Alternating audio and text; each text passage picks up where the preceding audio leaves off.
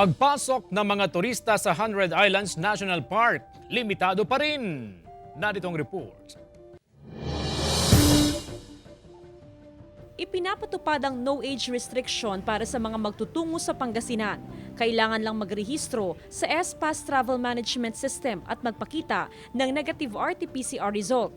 Dahil dito, inaasahan ang pagtaas ng bilang ng mga turista sa 100 Islands National Park sa Alaminos City. Pero limitado pa rin sa 1,000 ang bilang ng turista na pwedeng bumisita sa mga isla, lalo na tuwing weekend. Kumpleto kami ng manifest, kumpleto kami ng tracing form, ng contact tracing form or health one.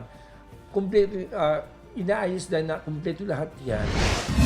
Samantala, lifted na ang no swimming policy sa mga baybayin ng Lingayen at Binmalay. Pwede naman po yun na mag-swimming, mag-biking, mag-walking po as long as yun nga po napapalo yung minimum health protocol po nila. May satellite office ang tourism. May tao kami doon na nagbabantay. Nag-put up kami ng tent doon. Nandun sila, nakabantay lang. Ganito ang sitwasyon dito sa Binmalay Beach. Ang ilan sa mga cottage ay bukas pero walang mga turista. Ang karamihan naman ay nakasarado. Kung titignan natin, nakakandado pa. Pero maasa ang mga cottage owner na ngayong pinapayagan na muli ang pagligo sa dagat ay unti-unti nang babalik sa normal ang kanilang negosyo. Hindi pa rin pinapayagang makapasok sa probinsya ang mga manggagaling sa lugar na nasa ilalim ng ECQ at MECQ.